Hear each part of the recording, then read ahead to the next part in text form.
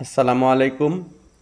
উচ্চ মাধ্যমিক ব্যবসায় শিক্ষা শাখার শিক্ষার্থীদের হিসাব বিজ্ঞান ক্লাসে স্বাগত জানাচ্ছি। আমি আব্দুল করিম, বিসিএস সাধারণ শিক্ষা ক্যাডার 40তম বিসিএস। আজকে হিসাব বিজ্ঞান অংশীদারি ব্যবসায়ের হিসাব অধ্যায়ের ঢাকা বোর্ড 2017 সালে এসেছিল সমন্বয় সংক্রান্ত এই অঙ্কটির সমাধান করব। ভিডিও সংক্ষিপ্ত করার স্বার্থে প্রশ্নটি আমি পড়ছি না, তোমরা ভিডিও পজ করে প্রশ্নটি পড়ে নিবে। প্রয়োজনীয় অংশ অঙ্ক করার সময় আমি তোমাদেরকে দেখাবো। তো প্রথমেই খেয়াল করবে যে প্রশ্নে এরকম একটি লেখা থাকবে, হিসাব হতে সম্পূর্ণ বাদ পড়েছে। হিসাব হতে সম্পূর্ণ বাদ পড়েছে এই লেখাটি যখন থাকবে তখন তোমাদের করণীয় বুঝে নিবে এই অঙ্কটি সমন্বয় সংক্রান্ত। তো এখন পুরোটা পড়ছি। মূলধনের উপর বার্ষিক 5% হারে সুদ হিসাব হতে সম্পূর্ণ বাদ পড়েছে। তো আমি বুঝে নিলাম, প্রথমে আমাকে প্রারম্ভিক মূলধন নির্ণয় করতে হবে। তারপর 31 ডিসেম্বর 2016 তারিখে অংশীদারদের উত্তোলন, বেতন ও মুনাফা সমন্বয়ের পর তাদের মূলধন ছিল যথাক্রমে 57,000, 45,000 ও 37,000 টাকা।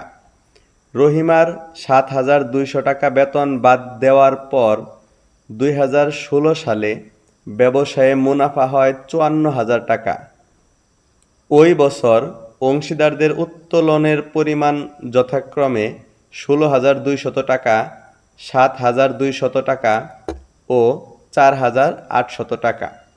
তো প্রথমেই প্রারম্ভিক মূলধন নির্ণয় করতে হবে। প্রারম্ভিক মূলধন নির্ণয়ের জন্য একটি ছক দিয়ে নিলাম। এই প্রারম্ভিক মূলধন নির্ণয়ের কারণ হচ্ছে, যেহেতু মূলধনের সুদ বাদ পড়েছে, মূলধনের সুদ নির্ণয় করার জন্য প্রারম্ভিক মূলধন প্রয়োজন। অঙ্কে যে মূলধন দেয়া আছে সেটি খেয়াল করবে 31 ডিসেম্বর 2016 তারিখে তাদের মূলধন ছিল, অর্থাৎ এই মূলধনটি সমাপনী মূলধন। সমাপনী মূলধনের উপর মূলধনের সুদ নির্ণয় করা হয় না, মূলধনের সুদ নির্ণয় করতে হয় প্রারম্ভিক মূলধনের উপর। তো প্রারম্ভিক মূলধন নির্ণয় করতে কি করতে হবে এটি প্রশ্নে বলে দিয়েছে। অংশীদারদের উত্তোলন, বেতন ও মুনাফা সমন্বয়ের পর, অর্থাৎ এই তিনটি বিষয় উত্তোলন বিয়োগ করা হয়েছিল, বেতন ও মুনাফা যোগ করে সমাপনী মূলধন হয়েছে এটা। তাহলে উত্তোলন পূর্বে বিয়োগ করেছি, এখন যোগ করব। বেতন যোগ করেছিলাম, মুনাফা যোগ করেছিলাম, এখন বিয়োগ করব। তবে প্রারম্ভিক মূলধন বের হয়ে আসবে। তো প্রথমে লিখে নিচ্ছি সমাপনী মূলধন 57,000 টাকা, 45,000 টাকা ও 37,000 টাকা লিখে নিলাম। প্রথমে কোনটির কাজ করতে হবে, যেটি দেওয়া আছে উত্তোলন। তো উত্তোলন কি করেছি সেটি আমি তোমাদেরকে অংশীদারদের মূলধন হিসাব অন্য একটি অঙ্কের এনে দেখিয়ে দিচ্ছি। খেয়াল করো, প্রশ্নে অংশীদারদের মূলধন হিসাবের ক্রেডিট পাস এর মানে হচ্ছে এই টাকাগুলো, উপরে যে অংশীদার রয়েছে খালিদ, সে পাবে, ব্যবসায় থেকে এই টাকাগুলো সে পাবে। এখানে পুরোটা যোগ করলাম, যোগফল থেকে এই ডেবিট পাসের টাকাগুলো সে আগেই তুলে নিয়েছে, অর্থাৎ এখন যে পরিমাণ টাকা সে পাবে আমার হিসাব অনুযায়ী, সেখান থেকে আগেই যেগুলো তুলে নিয়েছে সেগুলো বাদে বাকি টাকাগুলো এখন তার মূলধন রয়েছে। এটা হচ্ছে সমাপনী মূলধন রয়ে গেল। তো এই সমাপনী মূলধন বের করতে উত্তোলন বিয়োগ করেছিলাম, তাহলে এখন উত্তোলনকে যোগ করব।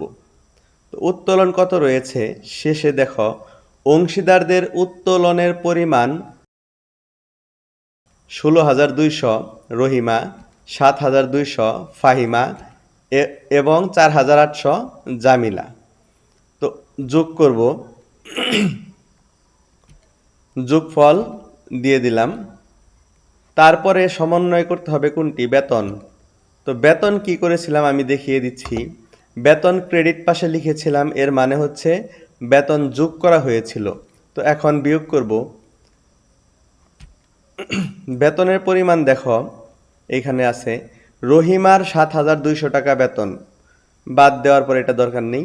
রহিমার বেতন ৭,২০০, তাহলে রহিমার ৭,২০০, ফাহিমা এবং জামিলার বেতন আসবে না, তাদের বেতন দেওয়া হয়নি চুক্তিপত্রে। তো এটা বিয়োগ করব, বিয়োগফল দিয়ে দিলাম, এই দুটো যা ছিল তাই হবে। তারপরে বেতনের পরে রয়েছে মুনাফা। মুনাফা এরপর বেতনের পরে মুনাফা সমন্বয় করেছিলাম। তো এখন মুনাফার কাজ করব। মুনাফার অংশ কত ছিল আমি দেখে নেই। প্রথমে মুনাফা কি করেছিলাম।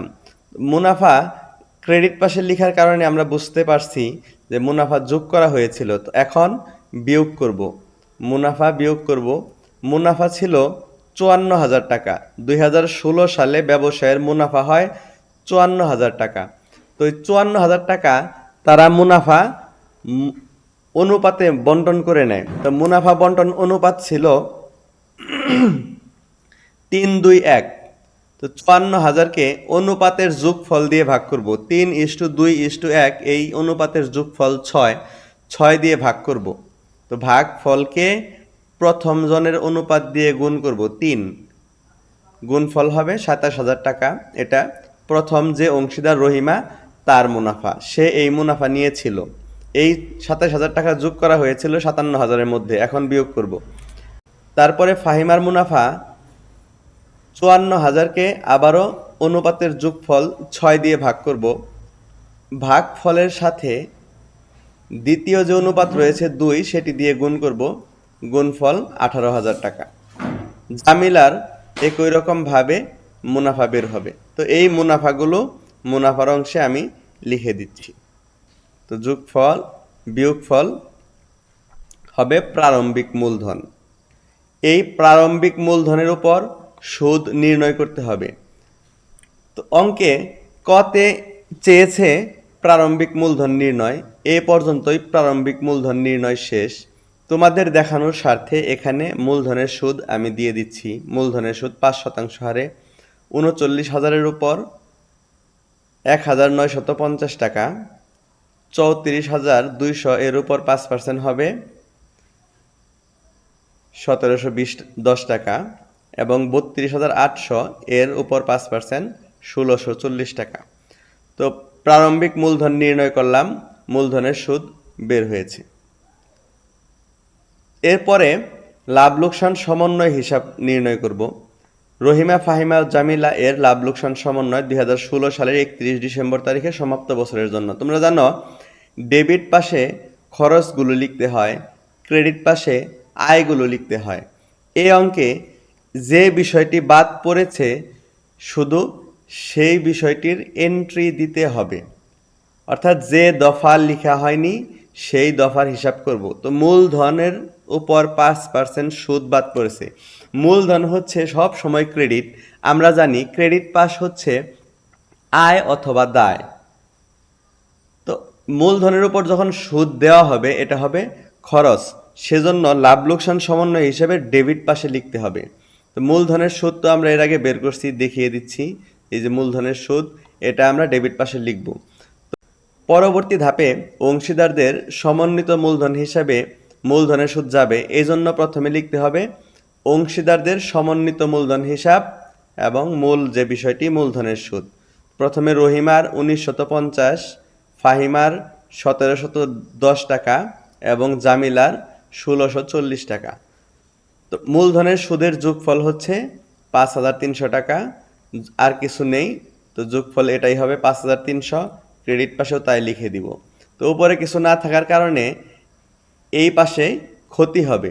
তোমরা জানো যদি ক্রেডিট পাশের যোগফল বেশি হয় তাহলে মুনাফার অংশ হয়।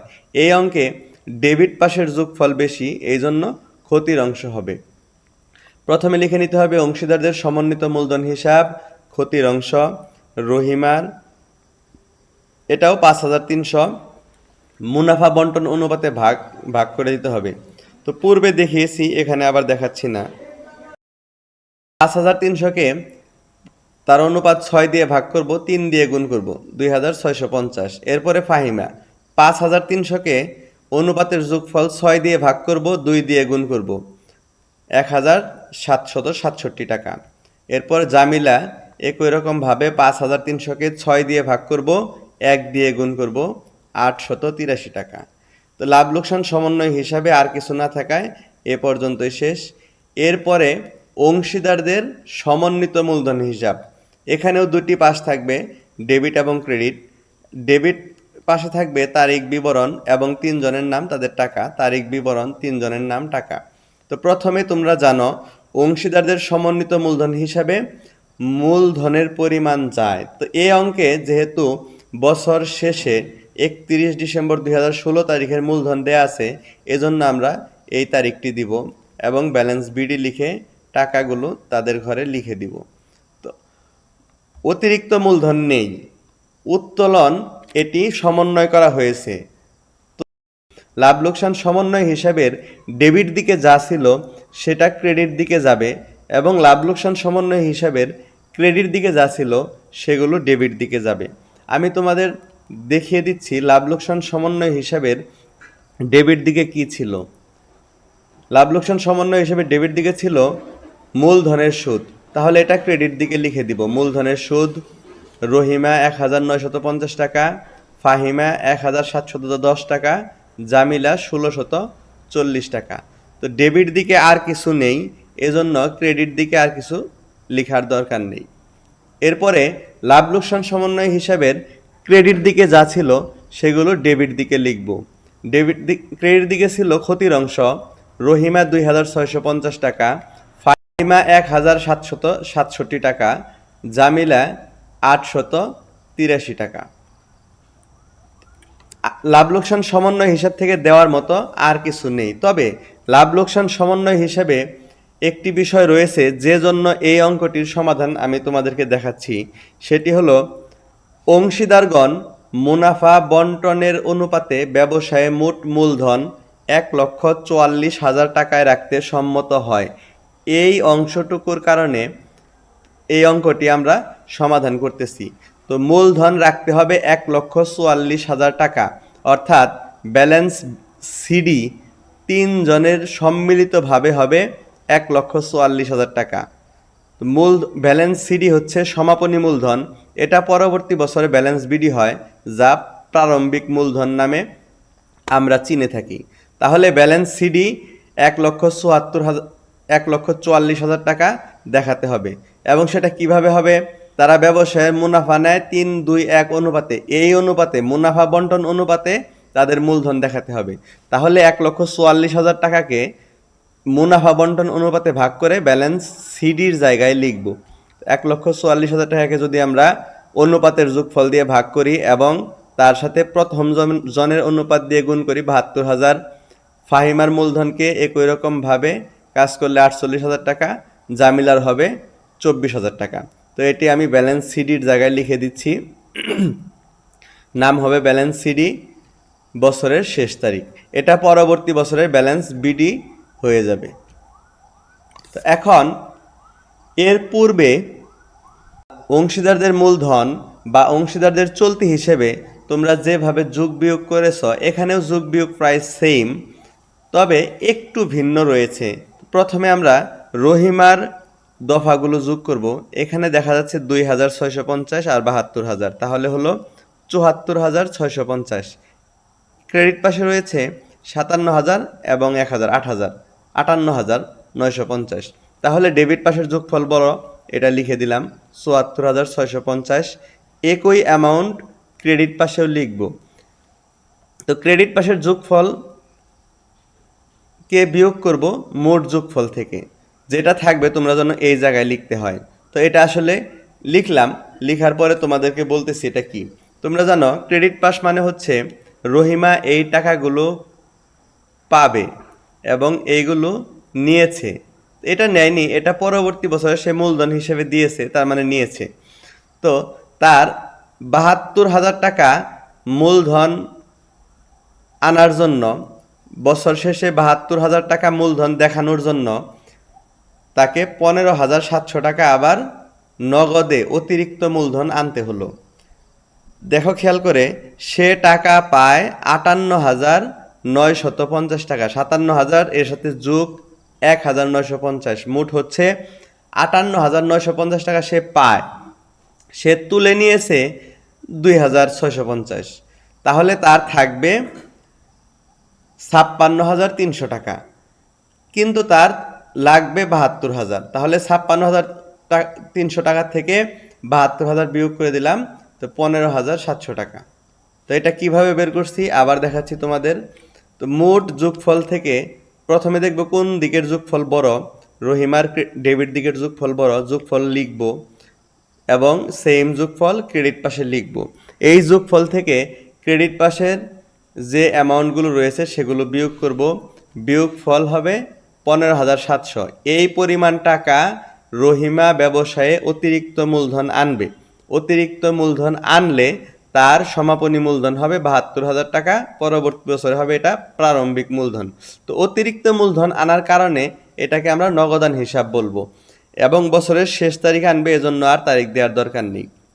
একই রকমভাবে ফাহিমার যোগফল দেখো, এখানে 1,048, 49,000, এই পাশে রয়েছে 45 আর 1, 46,000, এগুলো বললাম না।